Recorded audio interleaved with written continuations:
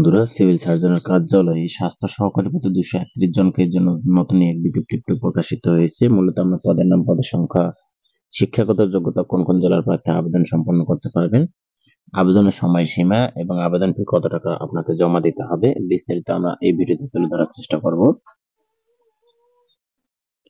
মূল ভিডিও শুরু করার আগে আপনি যদি বিডি অ্যাপ্লিকেশন অন মোবাইল চ্যানেলের নতুন সদস্য হয়ে থাকেন, অবশ্যই চ্যানেলটি সাবস্ক্রাইব করে পাশে থাকা বেল আইকন অল করে রাখবেন। তো চলুন কথা না বাড়িয়ে শুরু করি।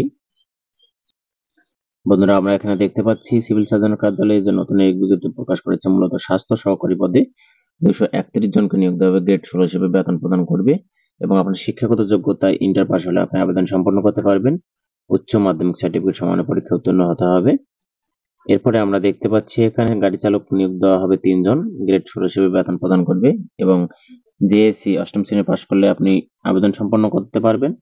তবে হালকা এবং ভারী গাড়ি চালানোর আপনার বৈধ লাইসেন্স থাকতে হবে। 6 নম্বরে আমরা দেখতে পাচ্ছি ল্যাবরেটরি অ্যাটেন্ডেন্ট 3 জনকে নিয়োগ দেওয়া হবে। গ্রেড 1 হিসেবে বেতন প্রদান করবে এবং আপনার মাধ্যমিক স্কুল সার্টিফিকেট সমানের পরীক্ষা উত্তীর্ণ হতে হবে।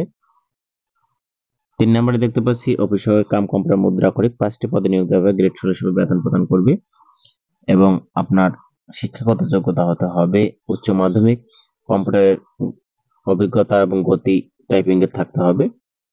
2 নম্বরে স্টোর কিপার 12 জনকে নিয়োগ দেওয়া হবে। গ্রেড 16 হিসেবে বেতন প্রদান করবে উচ্চ মাধ্যমিক সমানের পরীক্ষায় এবং স্টোর কিপার পদধারী গণকে সরকারি বিধি মোতাবেক জামানত প্রদান করতে হবে।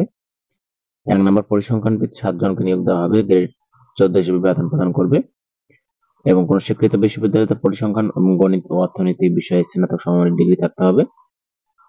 1 থেকে 6 নং পদের জন্য যে সকল জেলার প্রার্থীগণ আবেদন সম্পন্ন করতে পারবেন, আমরা এখানে দেখতে পাচ্ছি সকল পদের ক্ষেত্রে শুধুমাত্র ময়মনসিংহ জেলার স্থায়ী বাসিন্দারা আবেদন সম্পন্ন করতে পারবেন।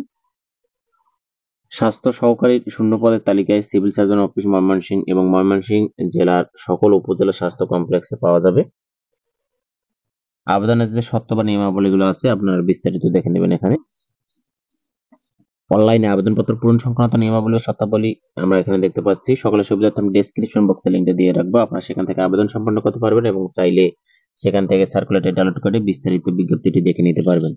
অনলাইনে আবেদনপত্র আবেদন ফি জমাদান শুরুর তারিখ দেখতে পাচ্ছি আমরা 8/5/2024 সকাল 9 ঘটিকা থেকে শুরু হবে এবং আবেদনপত্র শেষ তারিখ দেখতে পাচ্ছি 28/5/2024 বিকেল 5 ঘটিকা পর্যন্ত চলবে।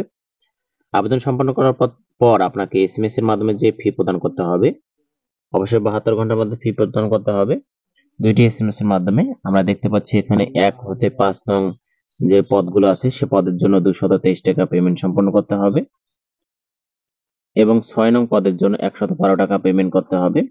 প্রথম এসএমএস কিভাবে করবেন এবং দ্বিতীয় এসএমএস কিভাবে করবেন এখানে নমুনা কপিগুলো দেওয়া আছে, আপনারা বিস্তারিত দেখে নেবেন।